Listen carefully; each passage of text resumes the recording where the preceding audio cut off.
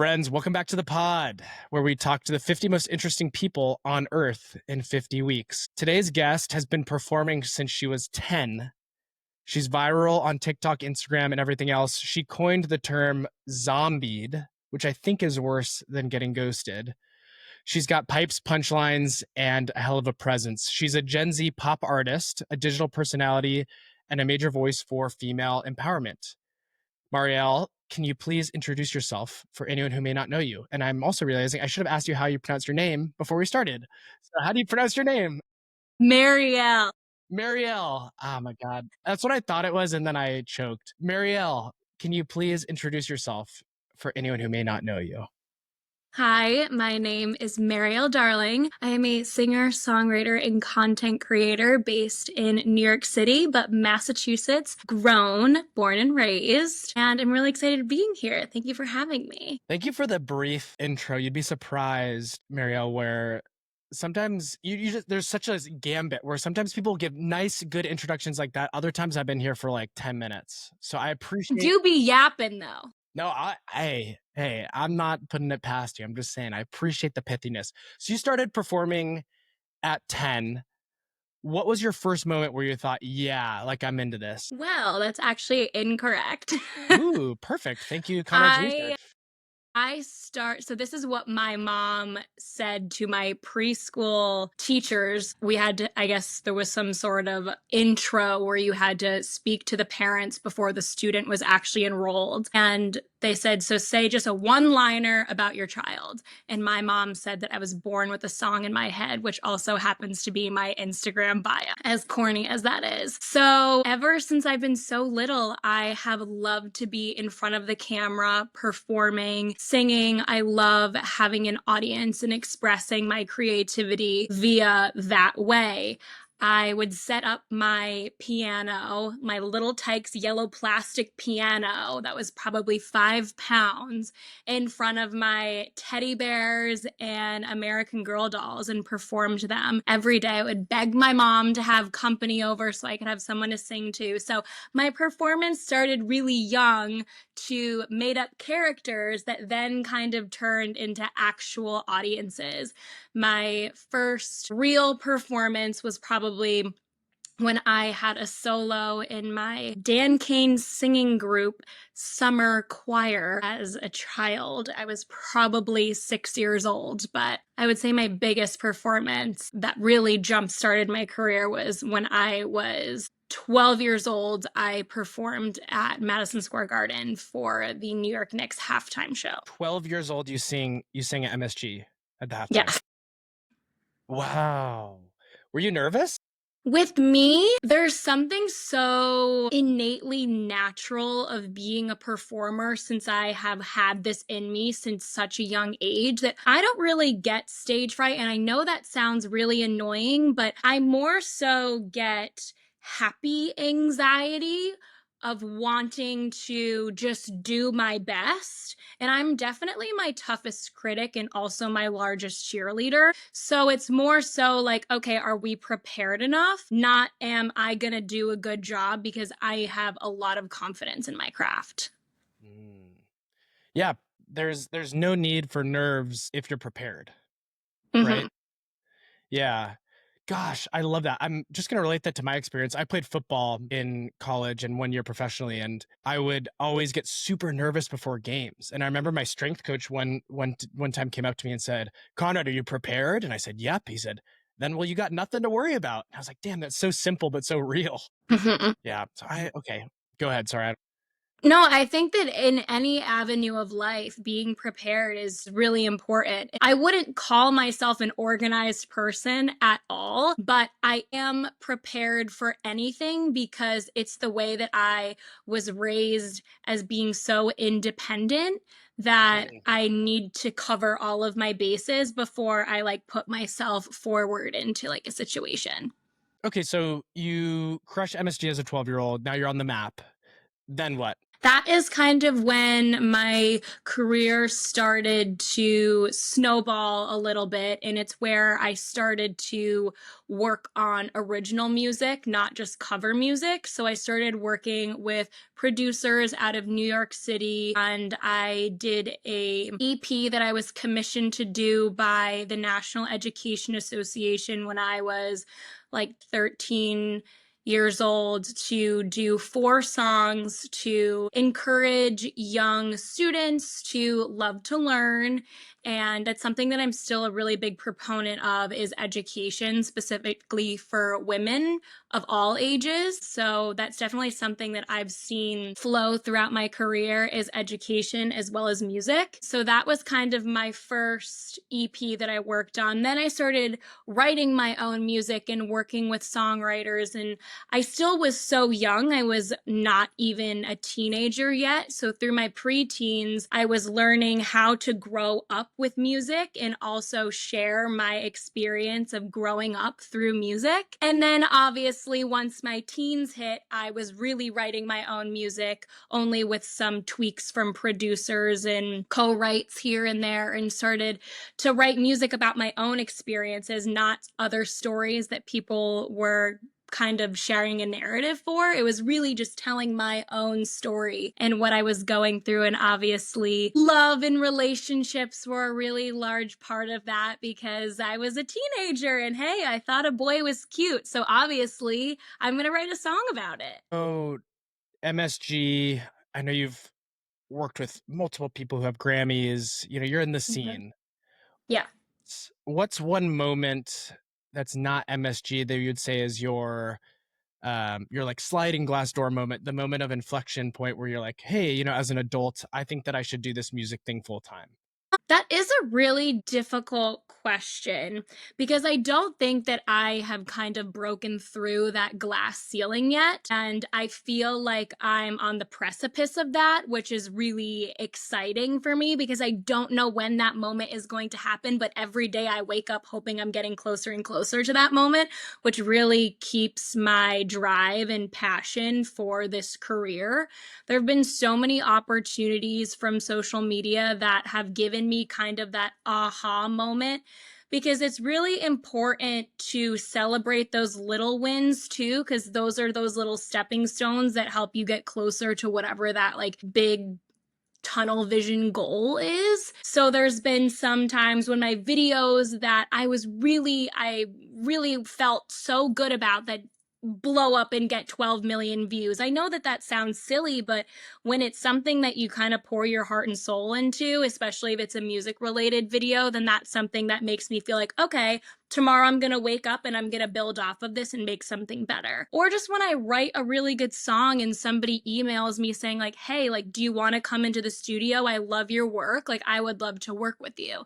There's so many different small moments that kind of lead up into this one big moment of feeling like really grateful and having a lot of gratitude for being able to pursue this career that some people just think is a dream. And to someone who might not understand how the music industry works, can you just tell me about the game of music? Do you need an agent? Do you need a manager? How does that whole ecosystem work? It's different for everybody. I've gone through many different managers, consultants, agents, PR representatives. There's so many different layers to what makes an artist's career. And I have an undergraduate degree from NYU in contemporary music and social media studies, and I'm actually getting my master's degree right now in songwriting and pop culture studies.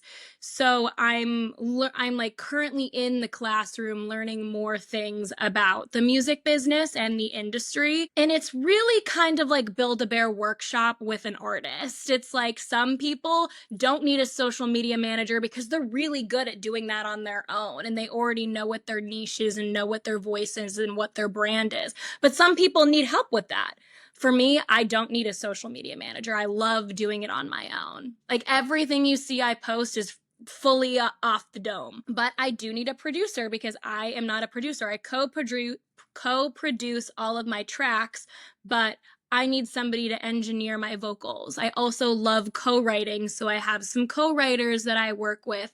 So it really depends on the artist, because being a multi-hyphenate artist can be really difficult when you're trying to also like make it in the industry. Absolutely makes sense. So it's kind of different for everyone. And Mhm. what about your process? How do you think about making a song? Do you start with the lyrics? Do you get some sort of a melody? I'm shooting with not a lot of information here. It's different for every song, and I know that's an annoying answer. I would say 90% of my music starts with an idea. Living in such a vibrant city like New York City, I see so many things, and I constantly have my phone at arm's length. So I grab it. My notes app is probably scary. Somebody would maybe put me in a penitentiary if they ever read my notes app, but I have so many lists and lists and lists of song ideas, or I'll just like whip out my phone and hum a melody into my voice memos if something just happens. It's very kind of, that is what my that is my ringtone, is Hotline Love Bling that. by Drake, Yeah. and not a lot of people know that, so that is a fun fact about me. Um, Back to what I was saying, is every song is different. Every song has its own personality. It might start off with a melody, and then it might start off with a line or an idea or a chord progression. So it's kind of, again, a little bit of like a fill in the blanks and let's create something. I spoke on this podcast to a good friend of mine, Greer Baxter. She lives in New York. She's a singer songwriter. Would love to connect you guys at some point. She writes a lot. I feel like you guys Amazing. can make a great collab. And she talked about how navigating through music, you just kind of need to be a yes woman and just kind of say yes to everything. Is that kind of how you see it too? You know what? I actually have learned, I agree with what she's saying, but for me and my journey personally, I have learned to say no a lot more. Important. And that is something that came with growth. I started to say, you know what? I actually don't like that line when I'm in a co-write. I'm like, no, that doesn't sound like me. No, this is not the direction I want to go in, or no, I don't want to work with this person because I think that I could find a better alternative. I started saying no in the most politeful way possible and looking out for my best interests. Sometimes being a young female that's independent in the music industry that is highly male dominated, you do need to say no, because not everybody has your best interests at heart besides yourself. I totally agree with you. And I think she would agree with you too. I think it was more about like saying yes to like Opportunities. doing Yeah, yeah. shows. And she just said that she didn't want to do a show, and then she was just like, fuck it, I should just do it. And then that's how she found her manager. Things like Yeah, that. yeah, yeah. Yeah. But that absolutely makes sense. And then social media.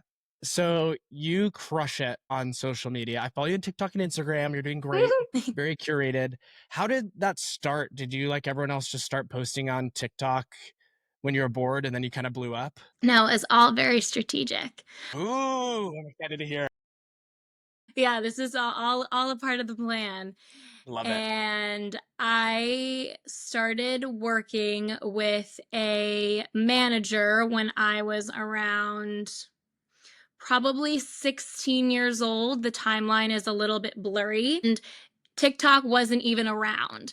It was an app called Musically. I'm not sure if you know that Musically was TikTok until they were sold from an American company to an overseas company, ByteDance. Same exact app, they just changed the algorithm a little bit and changed the face of the app and the name, obviously. So I started working with this agency. There were two managers that managed me, and they were kind of my talent managers, and I would go to like Playlist Live, which normally takes place in Florida, and I would meet my fans, and I would do performances, I would MC events. And because I started to build this persona on this platform, Musically, I was known as Mariel's Music before I was known as Mariel Darling. Same page. I don't recommend if you scroll all the way down to when I was 16, but those videos are still there. And that is kind of where I also started my live broadcasting career. Musically had a sister platform called Lively, which you could access through the app or through a separate app. And it was live streaming, kind of similar to what Twitch is today. And they would have, Lively would have segments where they were TV shows more curated. So I pitched and produced and performed my own Sunday night at 9 p.m. Eastern Standard Time TV show on Lively TV called The Human Jukebox. So I did it every Sunday for almost 2 years. It was a 1-hour segment. It was still the largest streamed show weekly in their history. And I would talk about the top 10 trending songs that week. I would do facts on them. I would play them. I would sing them. I would like do little trivia with them. And there was a live chat. So I was interacting with a live chat, and like it wasn't pre-recorded or anything like that, fully off the cusp. And then at the last 5 minutes of my 1-hour segment, I did this thing that I coined called the Human Jukebox, where in the chat, they would just fire off these songs and I would just look at them and then just start singing them, like just a few seconds here and there, here and there. And I did that for about 5 minutes, and that kind of became my little spiel that I did. So that is how my career in social media started, and then it transitioned into TikTok once Musical.ly no longer was a platform. So you're the human jukebox. That's so creative. And how have you thought about maintaining that persona and making content to go viral? It is so insanely hard, right? It's just views are harder to come by, I think, on every platform. Yeah, and oh God, I am shadow banned right now. Like I am still struggling. Like you never know. Sometimes you have an amazing week, and then sometimes you're just like, okay, maybe this is just a sign from the universe. I need to take some time to figure out what my next steps are going to be, try out some new things, see if we get some traction. It's really give and take, and a lot of it is consistency, and it's very stressful. It is way harder than people think. Especially we have lives too. I'm not just scrolling on my phone 24/7. I'm a master's student. I'm a daughter. I have a social life. I'm a friend. I'm a full-time musician. I'm a content creator. It's like, it's hard. It's very hard, but we make do. And I have kind of switched my perception of social media to more so my online diary, since I had the username switch from Mariel's Music to Mariel Darling. You can see my content become more lifestyle based because I am using social media as a platform to brand myself, not just my music. But a lot of the quippy little one-liners you hear are actually unreleased song lyrics, but people don't know that. So it's kind of my own little Taylor Swift Easter egg kind of situation that I kind of do in my own little strategy. I like to think of myself as funny, and I live a pretty interesting and blessed life, so I like to share it online. Yeah, it's harder than people think. And your number one video, my red flag is after a couple of drinks, I always steal the mic from the band and flirt with the singer. Can you just break down that video? I love it, by the way. Thank you. So fun fact about that video, and the song that I'm singing is Love by Nat King Cole, which is a decades old jazz song. And that was actually the first song that I ever performed solo live. So it's a really interesting full circle moment from starting off as literally a 7-year-old kid singing that song in a school talent show to now having that be the video that people will stop me on the street and be like, I saw you like on my For You page and you were singing. And it's such a cool full circle moment for me, specifically with that song. So it kind of goes to show that like, I'm not like into astrology and all that stuff. But, like, it seems like the universe was maybe doing something. I don't really know. But so that video I posted randomly in the morning, which is not even like the height of my demographics activity time. So like I wasn't even being strategic about this post actually. I had no idea it was going to perform well. I just really felt like I needed to post it because I wanted to break up some of my dating content. So I was like, oh, I have a video of me singing at my mom's friend's the birthday party. It was kind of a funny video, like, let's post it. And then next thing you know, I put my phone down for like an hour and I check. In the first hour, it had 1 million views. And I'm like, oh my God, this is crazy. And then it just kept going up and up and up and up and up. And every time I repost that video, it always gets over 5 million views. I have recycled that video a few times. You could see it on my page. And every time I get it, a lot of the comments are the same people saying, oh my God, I missed this video. Like, thanks for reposting it. Like, it brought me so much joy to see this video again. I thought I'd never see it again. So it's like my own version of my own little rom-com, but there's no actual flirtation with that fellow singer. He is happily married. He wasn't married in the video though. He got married this past year, but it's kind of become a little bit of a recurring role in some of my singing videos. I actually just posted one this weekend of me singing in Palm Beach. I snagged the mic after a couple cocktails. It's kind of my fun little thing to do. It's like everyone understands liquid courage, even singers do. Yeah, it's become my fun little thing. I even will do it on dates sometimes. Wow. Yeah. Just on a date, you'll just go up and start singing? Wow, I would definitely fall in love with you if you did that. Just being real. But that video, Mariel, is awesome. You have a ton of chemistry. You sound great, first of all, and I think that's super important. You look good. You guys are vibing. But take me through your strategy. So you've like reposted it. And you mentioned you post in the morning, which might not be optimal. Do you have a set of rules that you follow? So I also do have, like I said, part of my undergrad degree is in social media studies. So I've kind of learned some ways to follow the digital strategy and whatnot, but a lot of it is trial and error, to be honest, specifically based off of your demographic and their age range, their location and time zones and whatnot. You can kind of determine, and a lot of the apps do that for you. They'll tell you, like, I know the best time for me to post on Instagram is at noontime, and I know that the best time for me to post on TikTok is between 4 and 5 p.m. and I'm on Eastern Standard Time. So sometimes I'm organized enough to do that, but sometimes it's just random and you kind of just get that shot of luck, like this video.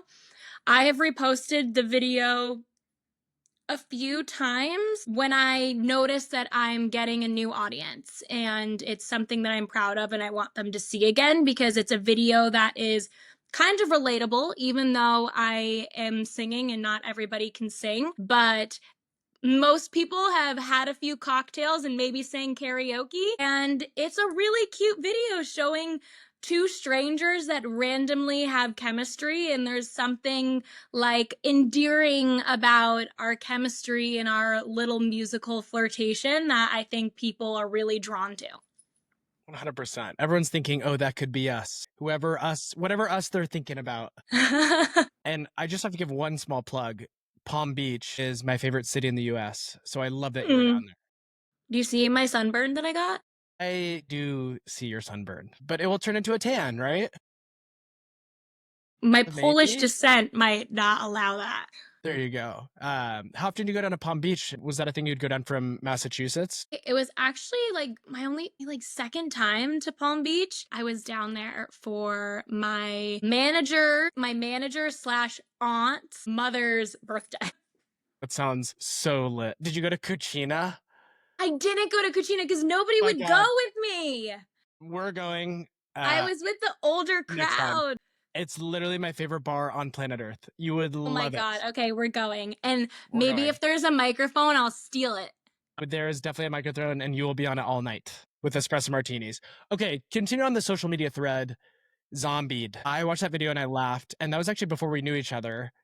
Just take me through. I think it's a hilarious concept, and I think a lot of people can relate to it, sadly. So, yet again, that was kind of something that I had in my notes app. And I was like, if I'm going to be completely honest, what happened was I was seeing this guy, and then he kind of fell off the face of the earth. And then 3 months later, he just randomly like hit me up being like, hey, what's going on? And I noticed this kind of 3 month kind of reoccurrence with relationships that kind of fizzled out. And I was like, there's something about 3 months that I feel like I need to figure this out and kind of concoct something that's going to be comedic, but also really relatable. And I was like, I'm not being ghosted because they're coming back from the dead. And I was like, my God, I'm being zombied. Like, I literally had this conversation in my head with myself, and I just whipped out my phone and I just said it and I uploaded it 30 seconds later. And I kind of knew that one was going to go viral because I had never heard that before. I was like, hey, you're kind of clever. And then I did have a bunch of people because there was a lot of articles that were written. Like the New York Post wrote an article about it, and Daily Mail and Yahoo, even like overseas publications were writing columns in their kind of pop culture sections about this little phenomenon that I kind of coined. And there were some people that were like, well, this term has been around for ages. And I was like, well, I guess not everyone can be original, but I thought it was. And so I've gone through your social media, and you have a lot of fans, right? It looks like a lot of women who definitely look up to you. How do you balance being an artist and a role model at such a young age? I am trying to be the role model that I would want if I was a little kid. I was raised by a single mom. I am an only child, and my independence has definitely created confidence. And I want to instill that in other women, and not just women. I want to just instill that in anybody that wants to listen to me. I don't think that I am perfect whatsoever, and that is what makes a person perfect in my mind, is somebody that can accept their quirks and their imperfections and whatnot. That actually is what builds confidence, in my opinion. And I kind of want to share that with the world, because I want to show that little girl that I was that, hey, like that dream that you thought was a dream when you were playing piano to your dolls, that can like actually happen. And I wish that I had a role model like that. I had my mother, who walked like completely, did every step with me and taught me how to be the most independent woman that I possibly could be. But I didn't have somebody that was in that same kind of industry as me that I like really, really looked up to. Your mom sounds amazing. She's the First of all, best. shout out your mom. That's incredible. I call her my momager. Momager, that's good. Wait, and did your aunt's involved too? So this is like a family bit. So actually, funny enough, my aunt isn't, that's why I said quotations. She's actually not my real aunt. I have a lot of family that are super supportive in my music career, because they have kind of like my aunt that I'm referring to, that has managed me since I've been about 9 years old. She worked for Radio Disney, so she definitely helped me get my foot in the door in a lot of recording studios and whatnot. So lots of props to her. But right now, I am not currently managed by anybody. I am doing that completely on my own. I have an intern, and I have some friends that are in PR that help me out. But right now, I'm currently seeking structured management. We'll get that out there, and we'll make it happen. Thanks. I just plugged myself. No, you have to. You have to. And one thing I really admire about you is you put yourself out there in the best of ways. And you use the word confidence. How do you think about confidence? And what's one thing you wish more girls knew about confidence? That confidence has nothing to do with a mirror. It has to do with who you are at the end of the day when the lights are off and no one is around you. It's how you truly feel about yourself and how you're representing yourself to the world. And obviously, some people's confidence is built up by their beauty, But I don't think that that is what makes a person truly confident or truly beautiful. It all has to do with inside. And the first song that I ever wrote and released was called No Mirrors. And the song just completely says exactly what it needs to say is, in a world full of mirrors, you're only going to lose yourself. That is not who you truly are when you're looking in the mirror. It's when you look introspectively and you look inside, that is who you actually are. Like literally the chorus is, I don't need no mirrors here. I can see it clearer. Because the mirror is not what's reflecting your true self. In a world full of mirrors, you lose yourself. That's a great line. Thanks. That's a really great line. I like that a lot. And I think I just recently read this book. It's called The Untethered Soul. It's pretty similar, and it talks about how you are not your thoughts. Mm. Your thoughts are fleeting feelings and things that are based on circumstance and your past and your emotions. And you need to decouple, untether your soul from your thoughts about yourself, about others, and just say, no, like, I'm Mariel. I'm a strong, independent woman. These are my goals, and like, I am myself. But I think it's an interesting way of looking at it and knowing that everything is temporary. Yeah.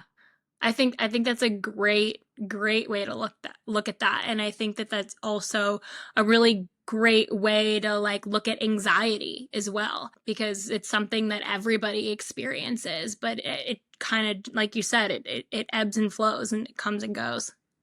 For sure. And as I've gotten older, and I had a background in football, and then I worked in consulting for a long time, and I've never been able to do creative stuff. And I was always scared, quite frankly, because I didn't want, my friend to see me make a TikTok or post a video. But at the end of the day, one, no one cares. And two, it's like, click, I turn off my phone. And then it's like that whole world is gone now. It doesn't matter, right? Yeah, there's another one of my song lyrics, god, I just keep quoting myself, that's nauseating, Love. is there's nothing real about reality. We're getting deep now. There's nothing I real am about that. just a I am a blonde filled with one-liners, truly.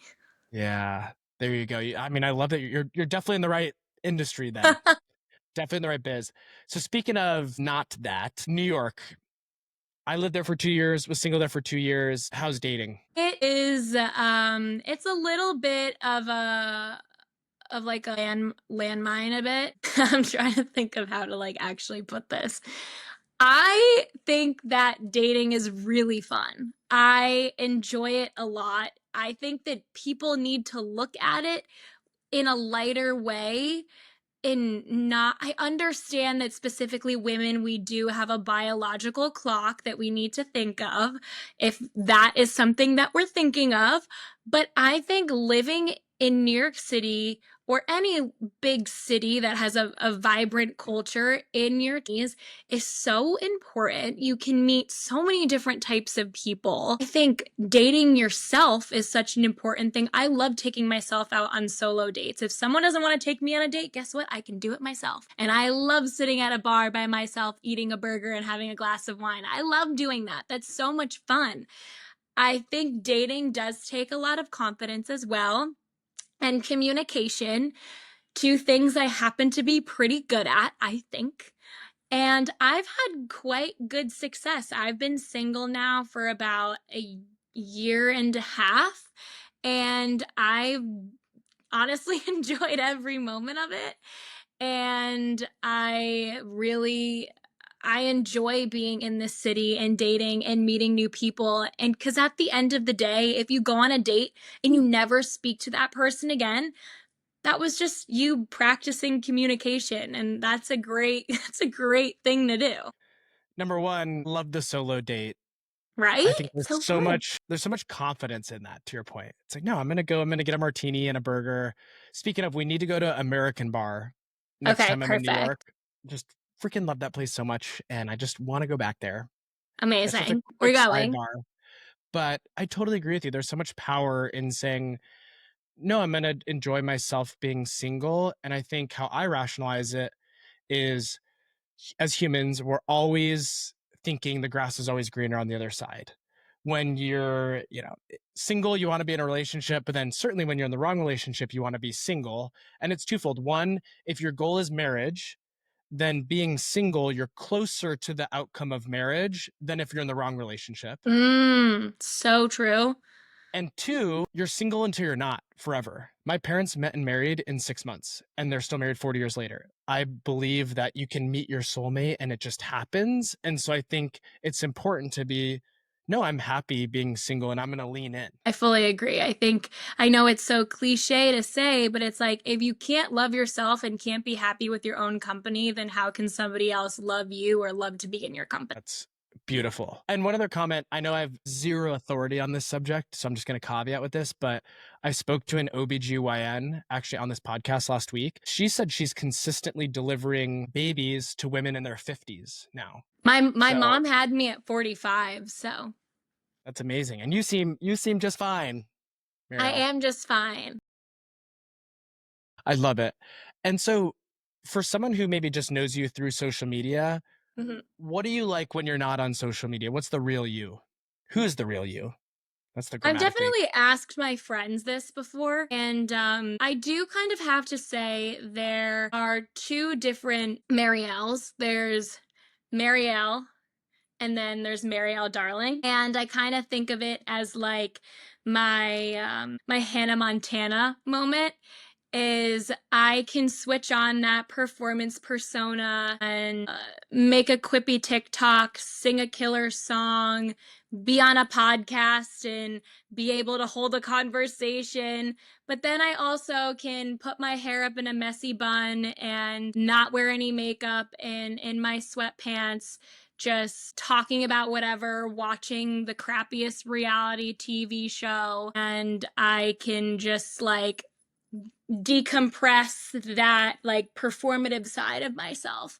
When I'm with my friends and when I'm with my family, I still have that spunky, confident, passionate, kind of out of pocket personality that's always going to be me, but I definitely know how to like switch off and on from the performative persona. And I think a lot of creatives, whether you're an actor or a musician or like an artist, you kind of have to have that pocket of performative persona that you have to like tap into at certain times, and then you can also know like when to retract that. Definitely does give Hannah Montana vibes.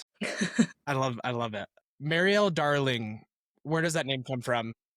So my name Mariel comes from, I am the 4th generation of Mary in my family, but I am Mariel. My mom wanted to kind of modernize my name and make it a little unique, so she chose Mariel because my great-grandmother's name was Mary Lesniak, so she put Mary Lesniak together and made Mariel. And then Darling, what? It actually stems from the Peter Pan storybook. Is Michael, John, and Wendy Darling. I am the newfound darling child, and I call my music career my journey to Neverland. And the Peter Pan story, why you ask, might be so important to me and important to my roots.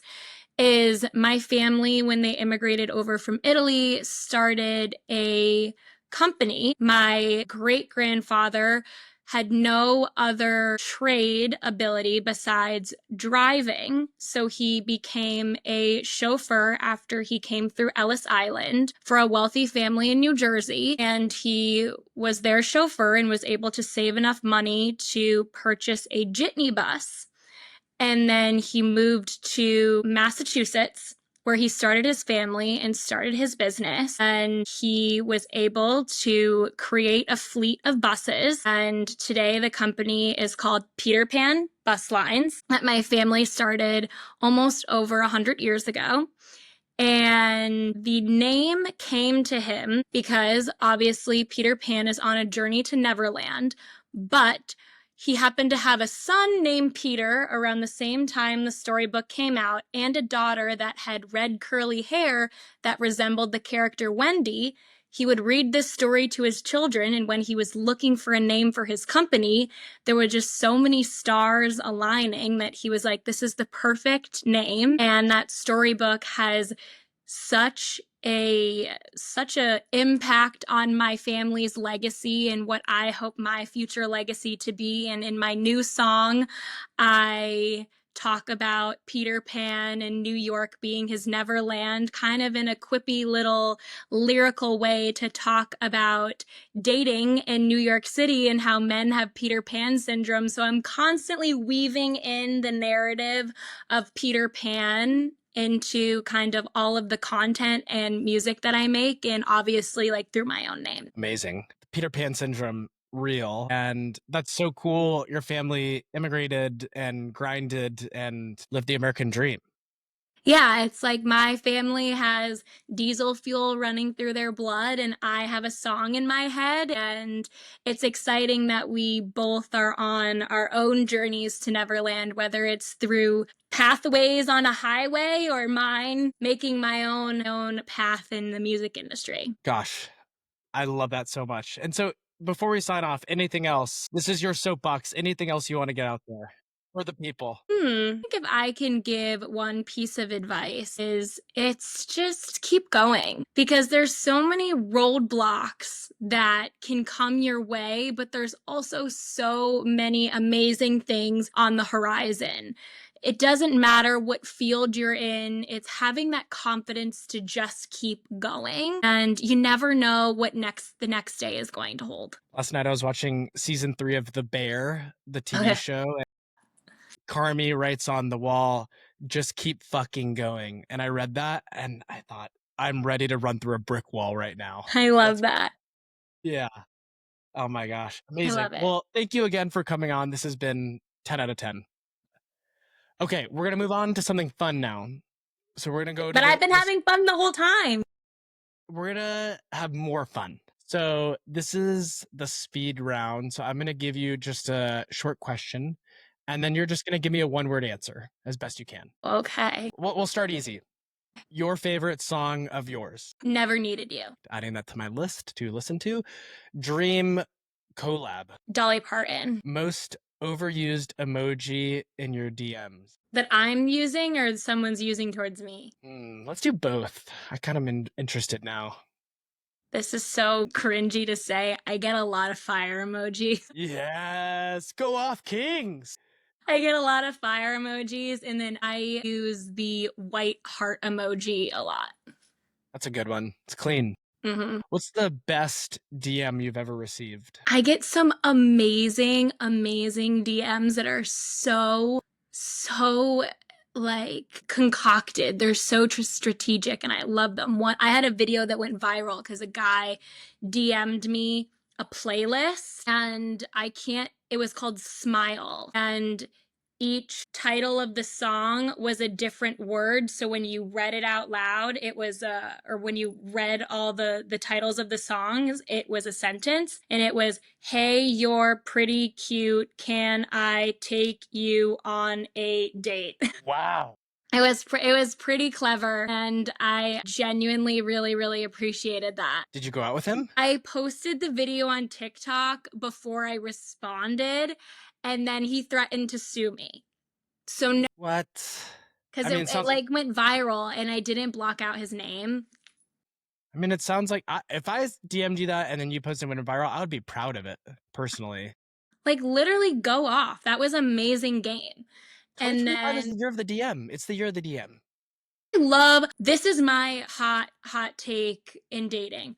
I cold DM all the time. If I think you're cute, I will DM you, and I'll just say hi. Because I would say hi to somebody at a bar if I thought that they were cute. So if I don't have access to you, why not say hi? Like, I think a cold DM is so attractive. I love that you just said that. That is, I could not. I tell all my friends, I'm like, oh my God, just say hi. It's not a big deal. We are all humans floating on this rock. It's not a big deal. And if they don't answer, guess what? They have this really cool button called unsend. Yes. Now, I've certainly sent DMs. Most of them go unresponded to. You know, they just get ignored. And that's okay. It's just like if you go up to someone at a bar and you say hi, and then they go, hey, I have a boyfriend. And then guess what? You turn around and you live your life. Yeah. You text the group chat, and then you get another drink and you forget about it. Keep doing that. I think that's incredibly attractive. Go off. It's that confidence. It's going back to that confidence. I love it. What is your favorite social media platform? TikTok. Unfortunately, same. Sad. It's a What? time. It's a time suck though. It is. It is. What's your toxic trait? There's so many different ones. My God. I mean, one random one is I don't like water as you're drinking water. You I just like don't think drinking it tastes water. good. If it's gonna What be do you? anything, it needs to be sparkling. I need a little something something. Wow. I like flavor. I Okay. like sparkles and flavor. That's a really stupid one. You probably shouldn't use that. I'm gonna think of something better. Toxic trait is I would say, okay, this is my toxic trait. And I don't think it's toxic, but it definitely is. I would say that in order to be successful at anything, you need to be a little bit of a narcissist. And I also stems from confidence that I think that a little tiny bit of narcissism, because having a big ego is different than narcissism. Having a little baby bit of narcissism, I do think helps confidence go a little bit like higher, in my opinion. That I think all people that are in a successful field at one point have this moment that is their aha moment that, hey, I can do anything. And that takes a little bit of narcissism to have that realization. Could not agree more. Especially with anyone who is entrepreneurial, which I would say you are very entrepreneurial, right? You're building your brand, building your music. You need to have an unhinged belief in yourself on some level. Yeah. You got to be a little delusional. Yeah, we're all a little delulu. A Come little on. delulu. One of my best friends, Julie, she always says, hinged people are boring. Agreed.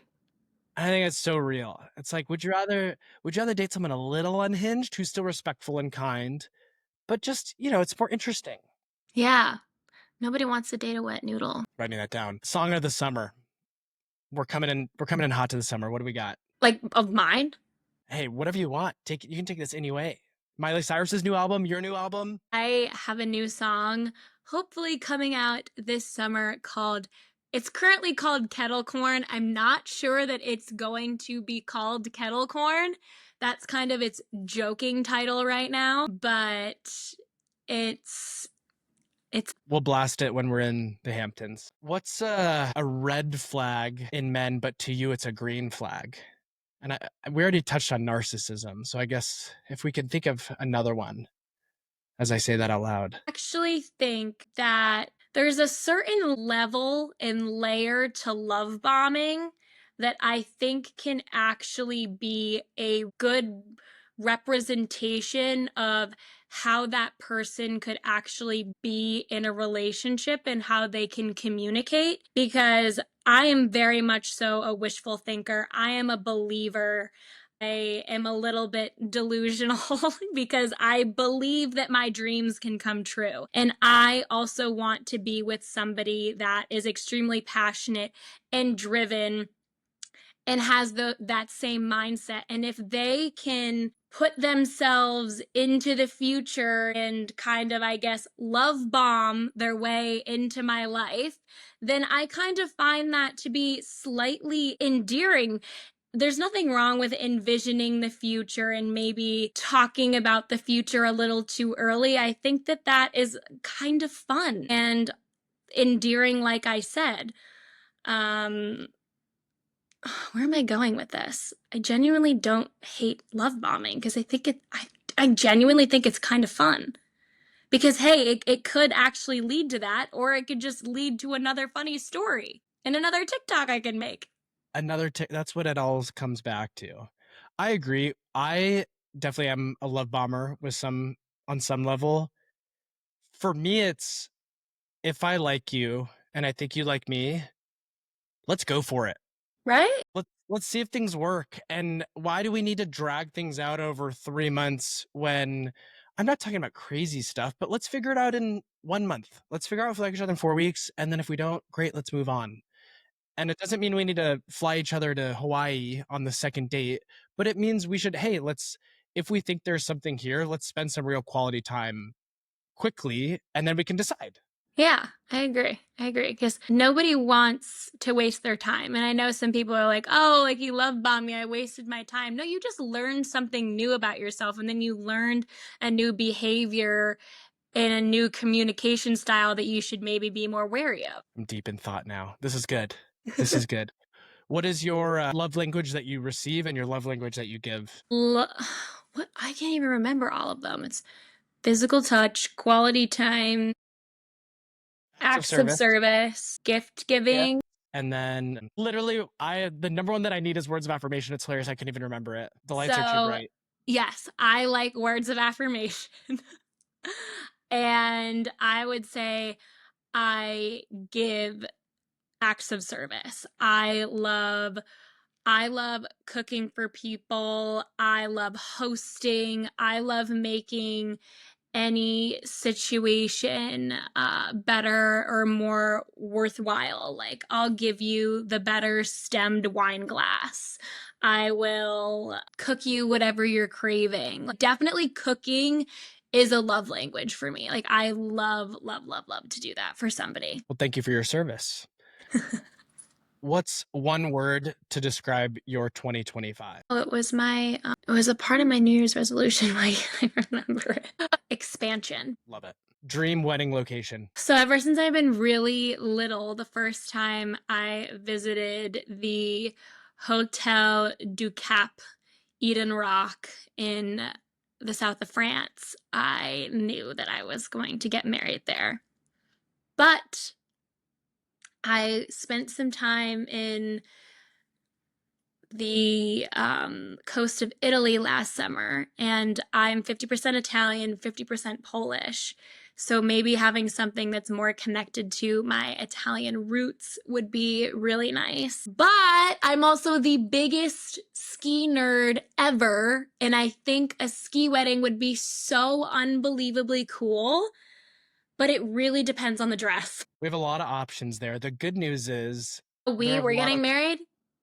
well, I'm just saying generally, but we have a lot of options in the sense of you have the honeymoon, you have the bachelorette party, right? Right. So you could always do a ski batch. You could I think get that's what I married would in the do. south of France, and then you do the honeymoon in Italy. That's true. I feel like I'm a big traveler, and my cousin and her husband they're both horseback riders, and they did a horseback safari as their honeymoon, and it looked like the most incredible thing ever. I know that finding a husband that can also ride horses extremely well is very niche, but I do think something extremely unique and active would be really cool for a honeymoon, depending on who my future husband is, kind of in that realm. All the boys taking notes right now. If you weren't doing music, what would you be doing? I would definitely still be on camera, and I think that I would be in broadcast journalism on like daytime TV or like entertainment pop culture TV for sure. Perfect. You could sing the news.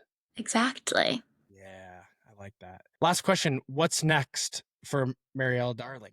Well, I recently released a song last Friday, Lost Boy. So we're currently still in that new baby song phase. So we're pushing it and we are promoting it, and we're leaning into that era that my music is currently in, but always constantly thinking ahead. Like I said, I hopefully have my version of the song of the summer coming out hopefully soon. And so we're kind of just working towards that. I am finishing up my second semester of my first year in my master's program.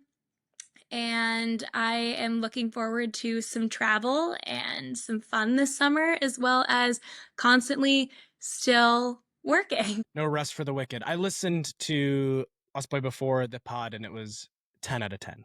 Thanks. It was my first collaboration, actually. It was really good. It's going to blow up shortly. I'm very excited. And so before we sign off, where can people find you to follow along? You can follow me primarily everywhere on all social media platforms at Mariel_Darling, then all streaming platforms, wherever you get your music, Mariel Darling, Mariel. Amazing. Mariel, thanks for coming on, and looking forward to that song of the summer.